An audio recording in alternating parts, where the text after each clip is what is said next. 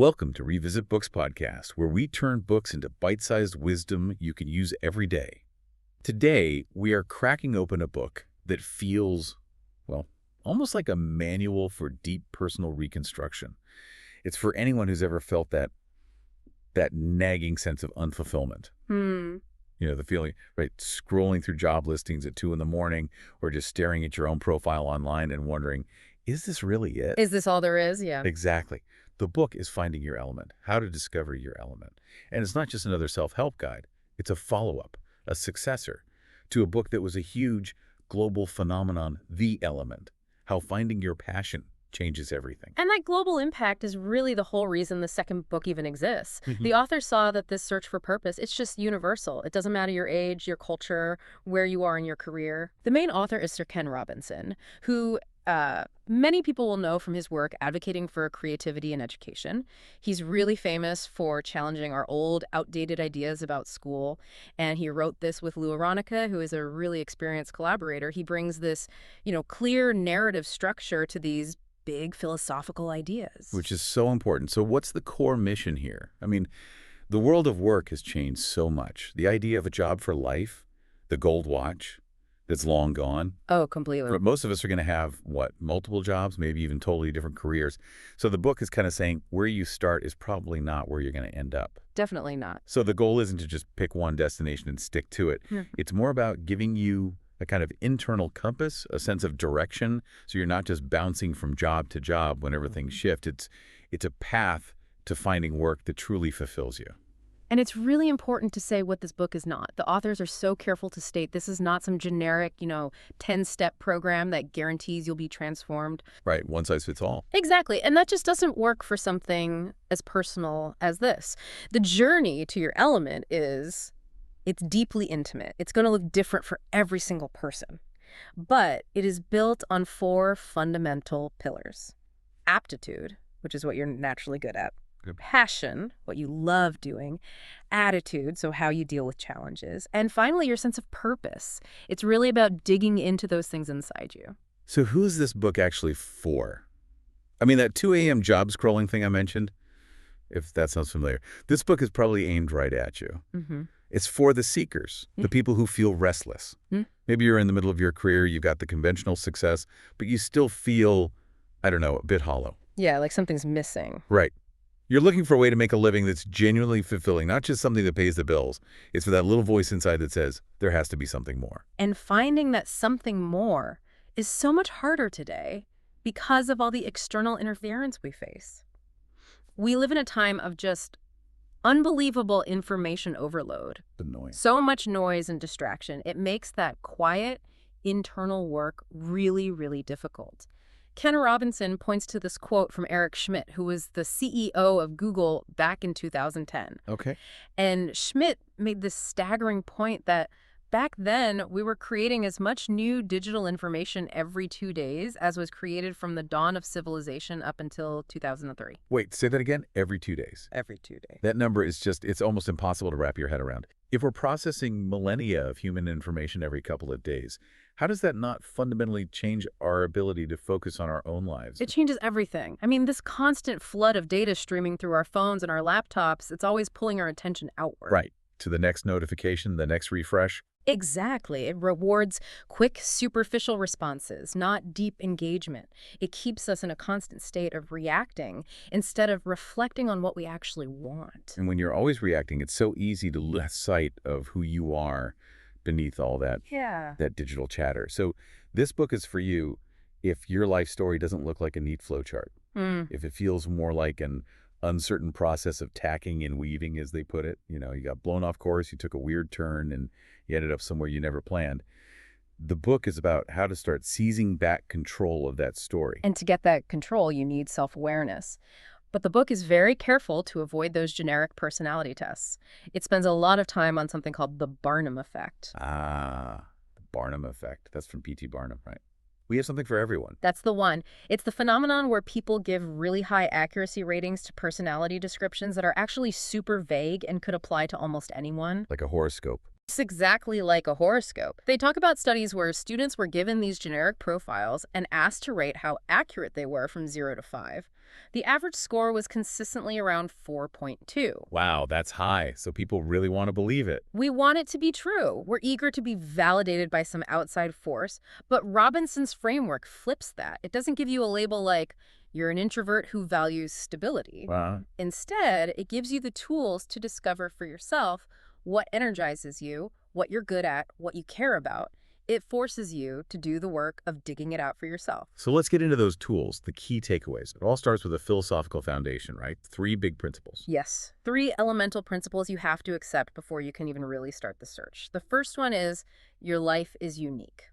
Okay, that sounds nice, but what does it mean in a practical sense? Well, it's not just a feel-good saying. It's biologically unique.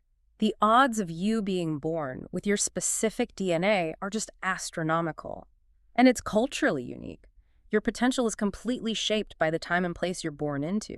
Peace or war, poverty or wealth. Even if you grow up in the same house as your parents, your life is different because the world is different. Right. And accepting that uniqueness leads straight to the second principle, which is maybe a bit more daunting.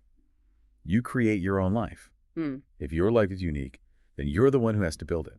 We humans have this incredible power of imagination and creativity. We're not just reacting, we can actually reinvent our own story. And this idea just completely contradicts so much of the traditional career advice we get. Absolutely. That linear path. That linear path. And the data just doesn't back it up. There was this amazing research by Professor Vivek Wadhwa. He surveyed hundreds of CEOs and heads of engineering at big tech companies. Okay, so you'd expect them all to be engineers, math majors. That's what you'd think. But only 4 out of 10 of them had degrees in engineering or math. The other 60% came from business, the arts, the humanities. That's a huge number. It's massive. And his conclusion was that there's basically no correlation between what you study in college and how successful you become later on. The key factors are things like motivation, drive, resilience, and your ability to learn from your mistakes. So that inner drive is everything. Which brings us to the third principle. Your life is organic, not linear. Yes. We're taught to think of life as step A, then B, then C, but it just doesn't work that way.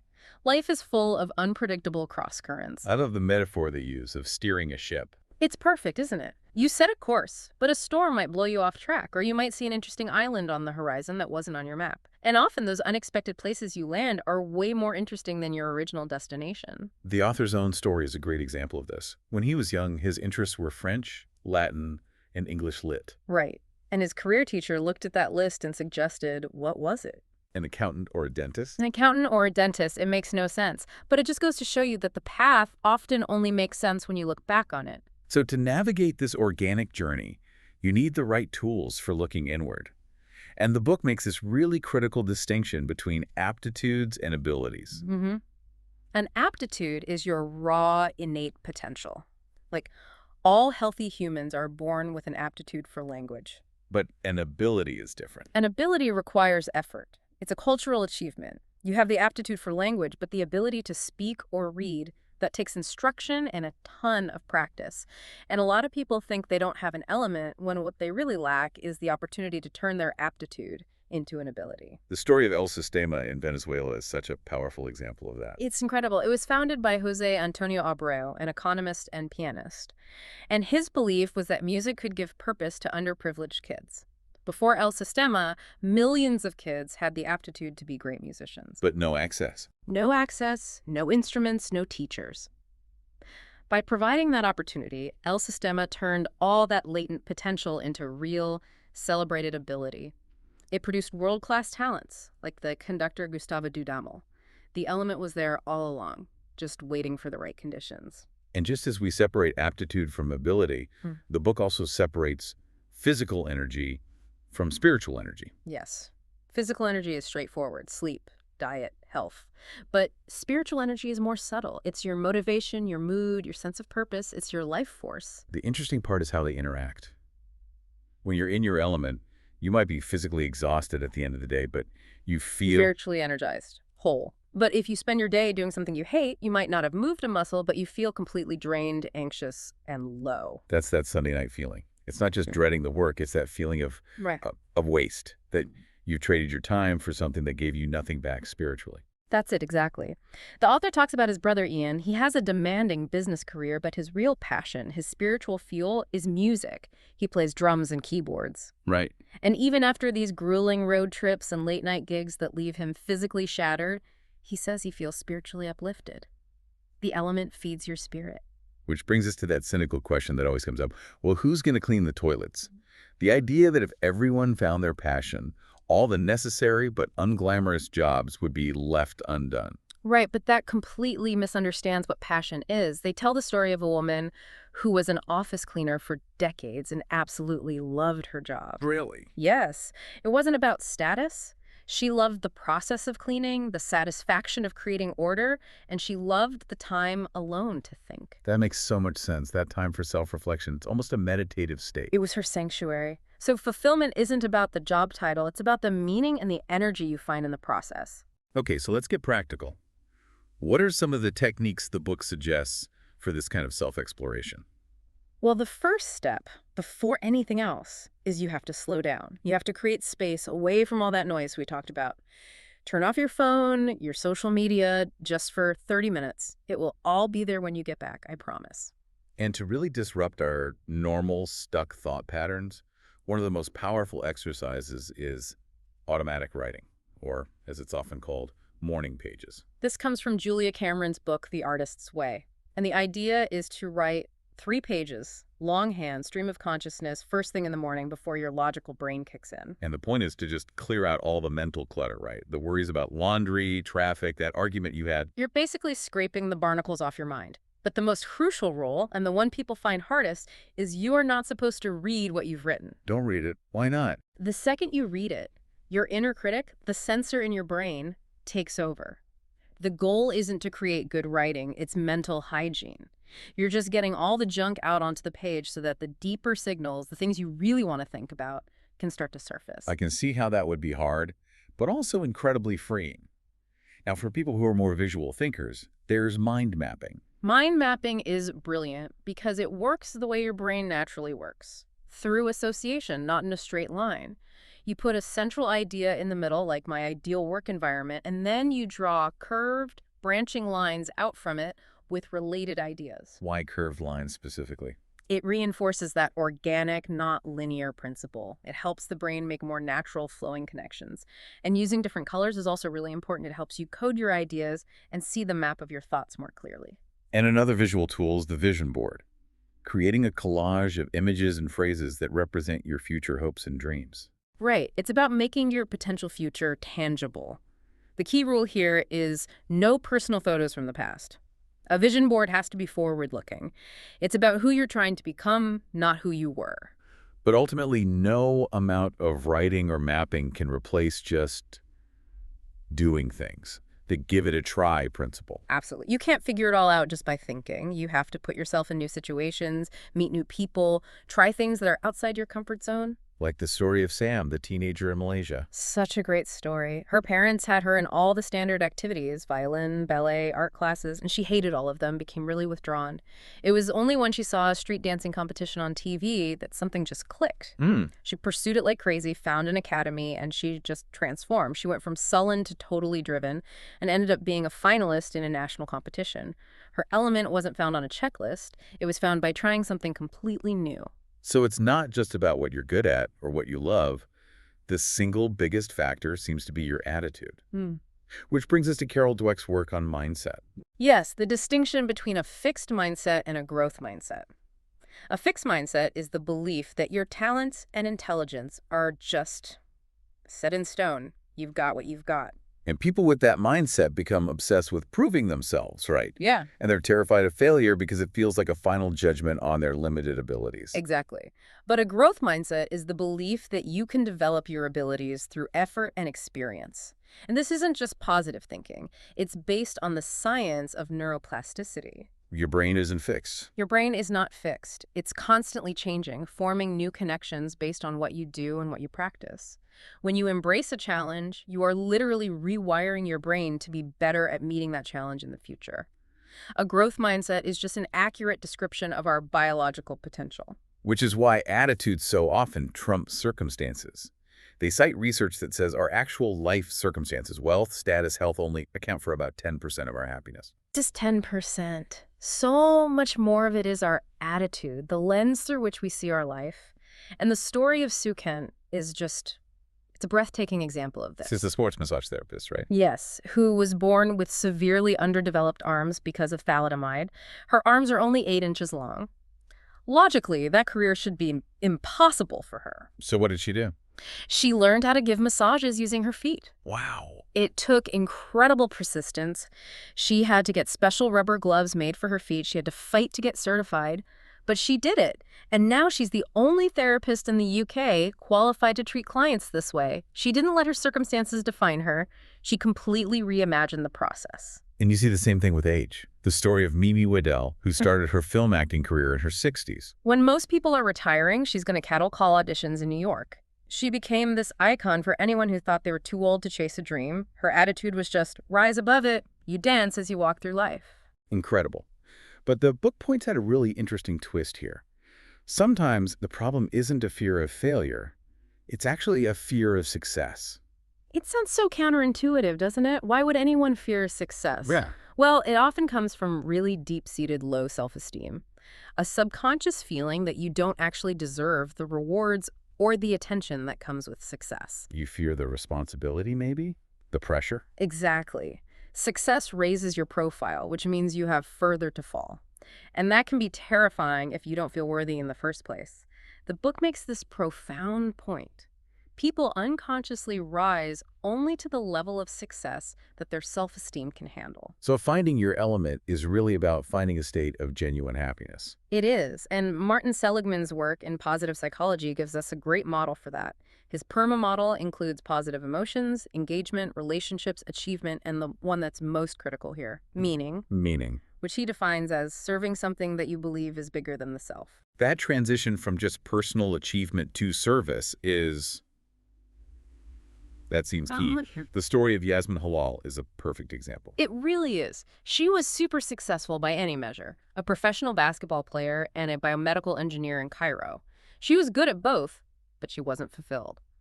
Her life changed after a simple encounter with some street kids, and that was the spark. She realized she could use her skills for something beyond just her own career. And she started her NGO, Educate Me. Exactly. And the change in her was immediate. For the first time, she felt her work was truly meaningful. She was using her talents for a purpose bigger than herself. And that sense of purpose gets a massive boost when you find your tribe. You know, the people who get it, who share your passion. You need that community. A great modern example is the maker movement. These are people who gather at maker fairs to share their inventions, their crafts, their creations. And it's not just about making money. Not at all. It's about the joy of the process, the meaning in creation.